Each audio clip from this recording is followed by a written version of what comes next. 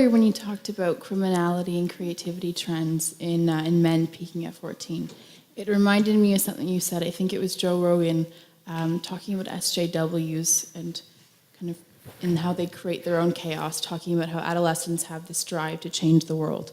And I was wondering if those three, the criminality, creativity, drive to change the world, are linked, and if so, if they manifest differently in men and women, and if they kind of come from the same area. Well, I think they are linked, but I'm going to concentrate more on the second part of your question. So I'm going to ask you guys to think about something. So I talked to a friend of mine the other day. He's a very, very smart guy, and we've been talking about, well, all the sorts of things that we've been talking about tonight for a long time, and we were talking about the relative evolutionary roles of men and women. This is speculative, obviously, and because our research did indicate, it's tentative research so far, that the SJW sort of equality above all else philosophy is more prevalent among women. It's predicted by the personality factors that are more common among women. So agreeableness and high negative emotion, primarily agreeableness. But in addition, it's also predicted by being female. And that's interesting because in most of the personality research that I've done, and as far as I know in the literature more broadly speaking, most of the time you can get rid of the attitudinal differences between men and women, or at least reduce them by controlling for personality. So if you take a feminine man and a masculine woman, then the poles reverse. But that didn't seem to be the case with political correctness.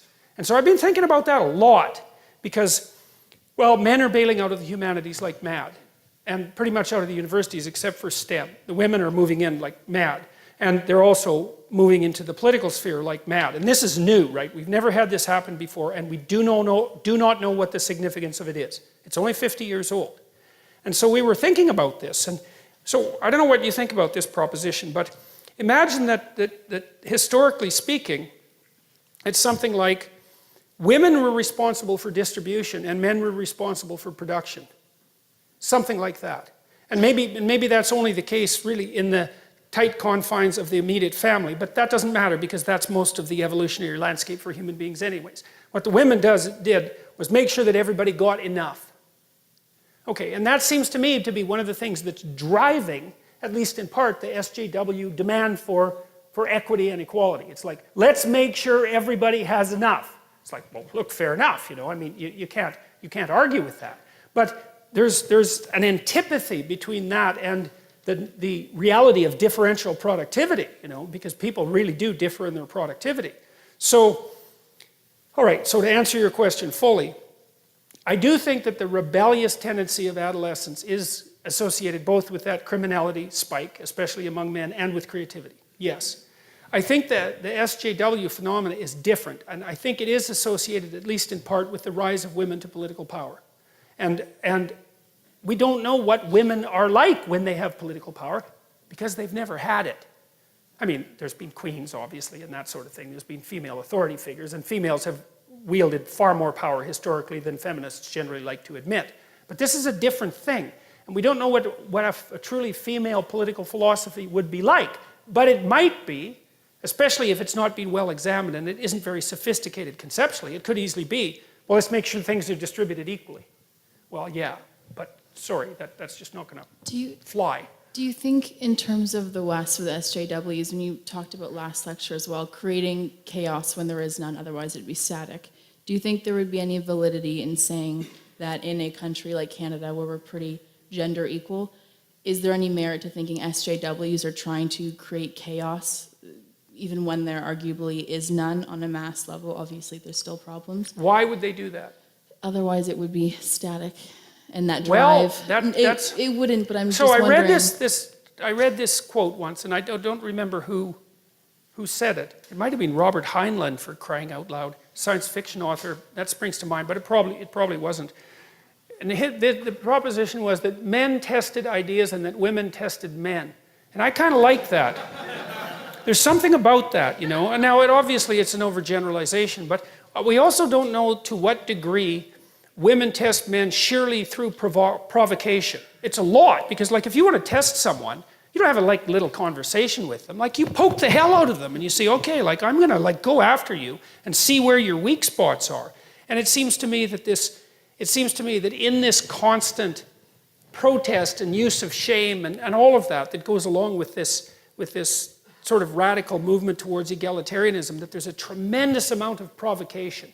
And God, I'm going to say this too, even though I shouldn't. But I don't believe this, but I'm trying to figure it out. You know, I thought it was absolutely comical when 50 Shades of Grey came out. Eh? I just thought that was just so insanely comical that at the same time, there's this massive political demand for like radical equality and say with regards to sexual behavior, and the fastest selling novel the world had ever seen was S&M Domination, right? It's like, oh well, we know where the unconscious is going with that one, don't we? And sometimes I think, like, because one of the things that I've really tried to puzzle out, and it's not like I believe this, right? I'm just telling you where the edges of my thinking have been going, is that you have this crazy alliance between the feminists and the radical Islamists that I just do not get. It's like the feminists, it's like why they aren't protesting nonstop about Saudi Arabia is just completely beyond me. Like I do not understand it in the least. And I wonder too, I just wonder bloody well, this is the Freud in me, is like, is there an attraction, you know, is there an attraction that's emerging among the female radicals for that totalitarian male dominance that they've chased out of the West?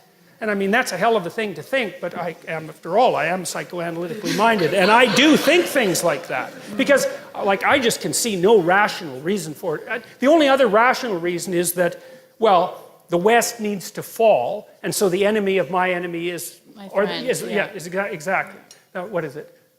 I got that wrong, wrong, but... The enemy of my enemy is my friend. Yes, exactly. Yeah, and that's why Islamists tend to vote liberal as well. Yes, well, so that could be the case. But I'm not going to shake my suspicion about this unconscious balancing, because as the demand for egalitarianism and the eradication of masculinity accelerates, there's going to be a longing in the unconscious for the precise opposite of that, right? The more you scream for equality, the more your unconscious is going to admire dominance.